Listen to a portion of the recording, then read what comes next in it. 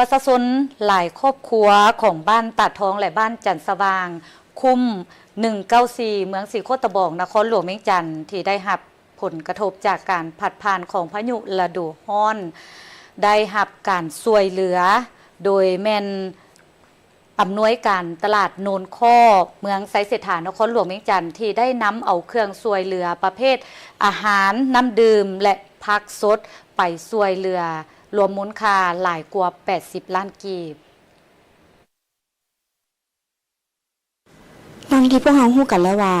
ในเวลาประมาณ 16:00 น. หา 17:00 น. ของวันที่22 มีนาคม 2026 ที่ผ่านมา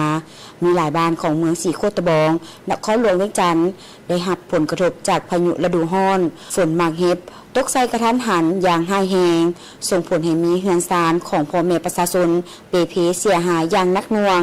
และในวันที่24 25 มีนาคม 2026 นี้ท่านนางแสงแก้ววงศ์พระจันทร์อำนวยการตลาดโนนข้อพร้อมด้วยทีมงานได้นำเอาเครื่องไปช่วยเหลือประชาชนบ้านตาทองและบ้านจันทร์สว่างคุ้ม194เมืองสีโคตบองซึ่งเครื่องช่วยเหลือในครั้งนี้ประกอบมีข้าวสารมีสำเร็จรูปน้ำดื่มสิ้นหมูผักหมากไม้และเงินสดจำนวนหนึ่งไปมอบให้แก่ประชาชนเพื่อแก้ไขบรรเทาทุกข์ในเบื้องต้นรวมมูลค่าทั้งหมด80ล้านกว่ากีบอำนวยการตลาดนนข้อต่างหน้าหุ้นส่วนจัดสรรตลาดนนข้อต่างหน้าแม่ค้าสาวขายตลาดนนข้อพอเป็นเกียรติมามอบของบริจาคเป็นตัวแทนแหละเนาะมามอบของบริจาคซอยบรรเทาความทุกข์ยากผู้ประสบภัยบักเห็บเกิดเมื่อวันที่22ตอนแรงเนาะตอนบ่ายก็บุ้ยไผ่เนาะเอาเหตุการณ์ล่วงหน้าว่าอุทกภัยมันสิเกิดขึ้นมาถึงว่าของฝากเขาหนะสิบ่ได้หลายของบริจาคอาจจะบ่ทั่วถึงหรือว่าทั่วถึงกับบ่ฮู้เพราะว่าเขาบ่ได้อยู่ในจุดนี้แต่ว่าก็อยากเชิญชวนให้ผู้ที่ว่ามาพันฮอดบ้านตาดทองเนาะแต่ว่าใกล้ๆเด้อบ้านตาดทองนะแต่ว่าดีใจหลายมื้อนี้ว่าได้เข้ามาฮอดใจทั้งทีมงานโทรภาพแห่งชาติที่เป็นตัวแทนประชาชนขอบใจทางภาคส่วนภาครัฐที่เพิ่นเอาใจใส่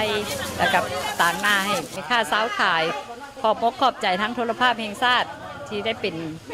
สื่อกลางได้นำเครื่องอุปโภคบริโภคมาถึงประชาชน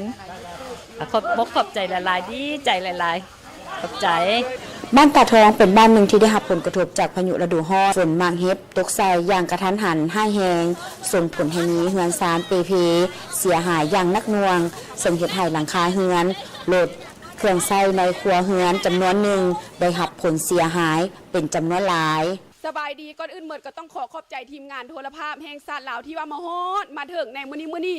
ข้าพเจ้านี่รู้สึกปลื้มปิติและการน้ำตาเกือบไหลในมื้อนี้เนาะเห็นทีมงานอำนวยการตลาดโนนคอลงมามอบเครื่องช่วยเหลืออยู่ในเฮือนข้าพเจ้าอยู่ในพื้นที่ต่างหน้าเนาะมอบให้กับประชาชนมื้อนี้ขอบใจหลายๆเด้อเนาะที่เ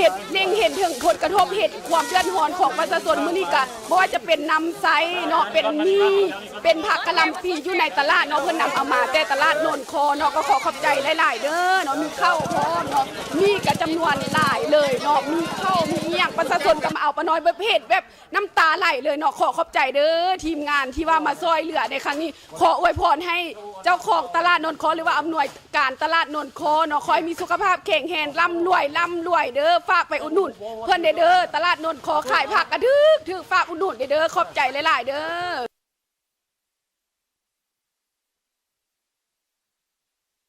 คนนี้เอาแต่น้ำนี่มีตู้ได้ได้กระลำเนี่ยขอบใจหลายๆคนเอาให้น่ะดีใจมาให้พวกเขาเนี่ยเขาบอกขอบใจหลายๆตอนนี้ขอให้พวกเจ้าเนี่ยมีมาคอนยืนเด้อช่วยเบิ่งแย่งพวกเขาเด้อขอบใจหลายๆจากสภาพเป็นคือแนวนั้นทางอำนาจการปกครองบ้านเมืองก็คือนครหลวงเวียงจันทร์ก็ได้พร้อมกันขุนเขี้ยวไปช่วยเหลือประชาชนที่ได้รับผลกระทบดังกล่าว